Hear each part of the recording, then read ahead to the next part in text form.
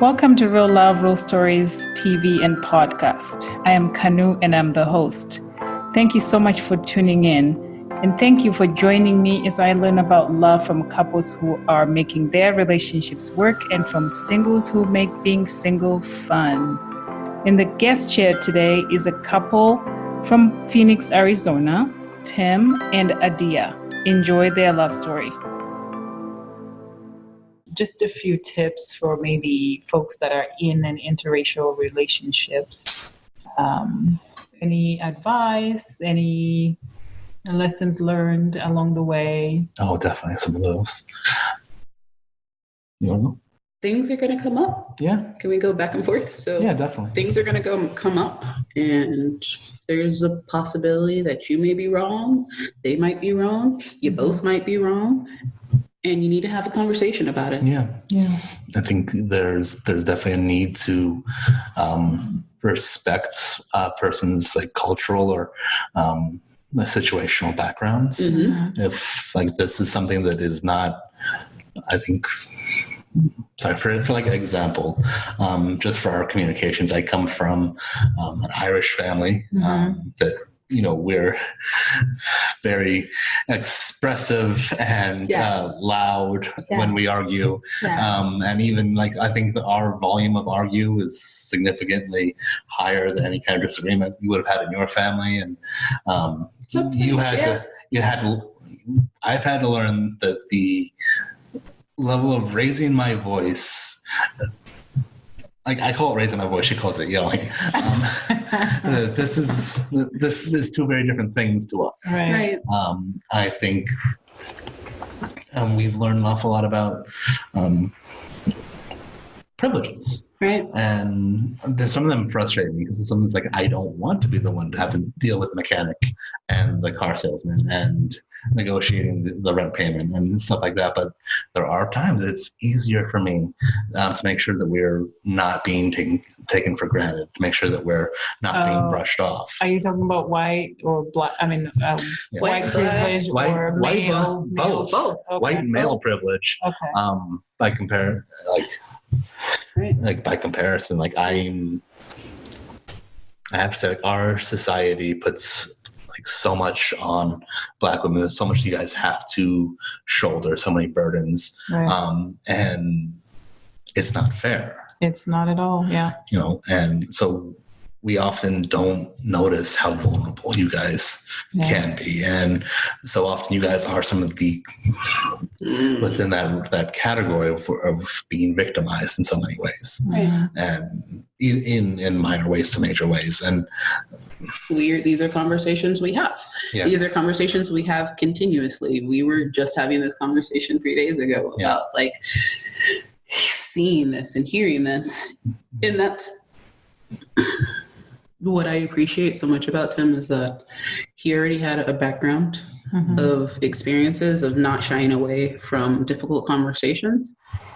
And then we have to face this kind of continuously. And then just hearing him say what he said mean that he heard and took in everything that I said the other night. Oh, yeah. That hurt me, that made me uncomfortable, that made me upset, because some days you're just upset. Yeah. Some days it's not okay. The microaggressions or even straight out racism that you're dealing with. Some days those things hurt so much, and then it's important for me to, particularly when you're in an interracial relationship, it's important that you have a place to say those things, and that your partner is not just getting tired of you saying the same old things. Right. Like if I ever felt like he had that feeling, then that would shut down me wanting to talk to him at all. And the fact that you listen means a huge deal. Not only that you listen, but you hear my heart hurting. That's massive to me. And I think that's really needed in interracial relationships. Like I hear sometimes people say I can't be in a interracial relationship because they don't understand my pain. Well, yeah, he's not going to understand it the exact way, but he hears me and he hears my hurt and he's willing to give me a hug while I either rage or cry and into the nothingness, and willing to talk it out with me. I would tell people not to discredit their partner's hurts just because they don't experience them, and not to brush those things off because they think, oh, you're taking this too seriously. Like this is a personal experience for someone. I think that should go for any relationship, regardless of race or. But I think in this particular case, like you have these experiences that exist, that are ingrained in your experience just because of the way you appear to the world around you. Right. And like it's serious, like, and it should never be downplayed. It shouldn't have to be a competition. Right. So what I'll also say is that don't discount someone's social economic experience. So economically, we came up from different places, and that's where and it's hard to explain because I've both been without and then with as a kid. So growing up, but it's important that I don't discount your experience as being raised by a single mom and that only income, and then her being sick. Like those things will play into your relationship. Absolutely. So pretending like it's not there or discounting that it's not there, like knowing what it is to be a kid that's hungry is going to impact your eating experiences later on in life, how that happens. Like just as he is definitely taking in and hearing my hurt for things that are going on right now, it's important that I take in and hear your hurt that you already experienced. So that will tie in to those relationships. And then, if you are a couple of faith, pray together, read together, go to church together. That was one of the things before we got married. Before we even talked about marriage, I think we were after a wedding. It was important for me that we talked about that. And I don't know why I wasn't expecting you to propose now that I think about it. Not my smartest choice. Anyway, I'm smart. But we talked about that I wanted a partner that would go to church with me, and that was really important to me. And it was it important? I think it was important to you. It was. I think we've definitely gone through different phases in faith and struggled with that in different times, not always been on the same level. But we've managed to always be in a position for one of us to support the other and help them in coming back to the core of their beliefs. Right. Every time. Yeah. And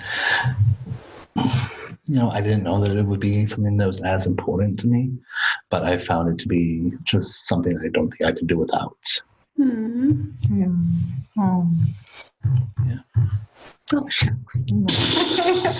So I think on the flip side to like being sensitive to the other person's like cultural difficulties or the harsh realities, also to learn to celebrate with that person in the ways that they celebrate. Can I share? Okay, so for Christmas this year, so I grew up celebrating Kwanzaa. Kwanzaa is a celebration for African Americans. Some people celebrate it, some people don't. But I grew up celebrating that pretty often, and it was important to me. It taught me the importance of investing in communities, investing in people, creating something that works, appreciating that was good. It felt like it tied in to all the things I really cared also about, like faith-wise, because it reminded me of God giving back to the poor and all these other things, right? So he has no reason, to care about that for the most part. I still try to celebrate it in our home. So this year I opened the box, and it was a box. It had this beautiful tablecloth of African print. And then I had a Kanara. I haven't had a Kanara since I was a kid, and I built my own, which is this,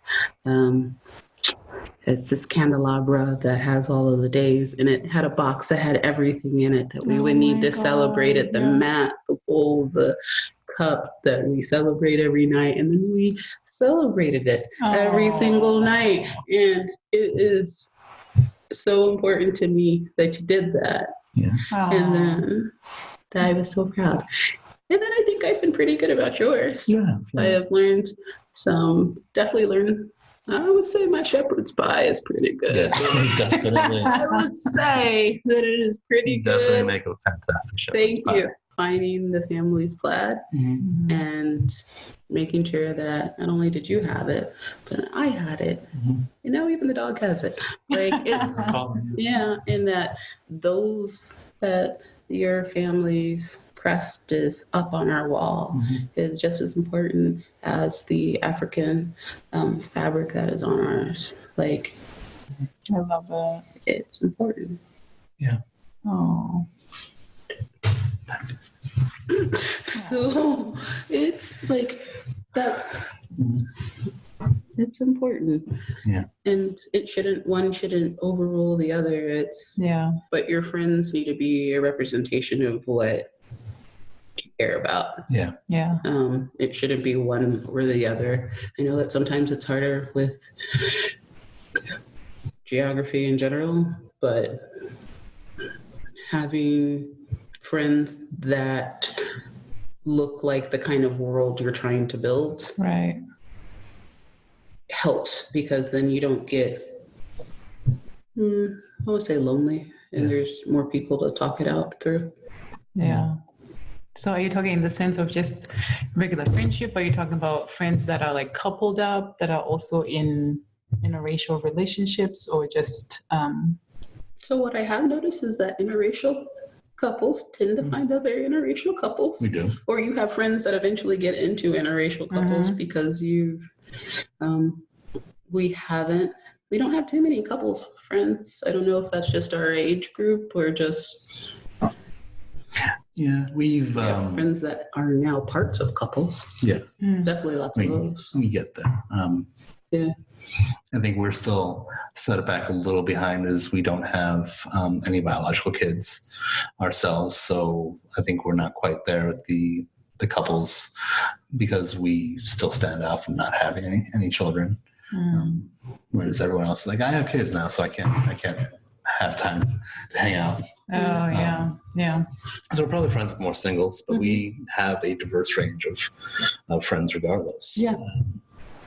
We are encouraging more interracial relationships on a regular basis. Kind of like, hey, you look at that person? Why haven't you looked at that person? Thank you both for taking some time to share your love story and all those tips and advice that you shared with my audience.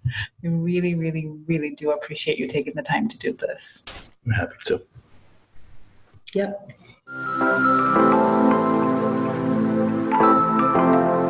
Thank you so much for tuning into this week's episode. I really hope you enjoyed it. Please remember to go to iTunes. You can subscribe, rate, and write a review. And also, you can always find more information about any of the episodes on my website, www.realloverealstories.com. And remember to follow me on social media. I'm on Instagram, Facebook, and Twitter, and it's all under Real Love, Real Stories. Till next time.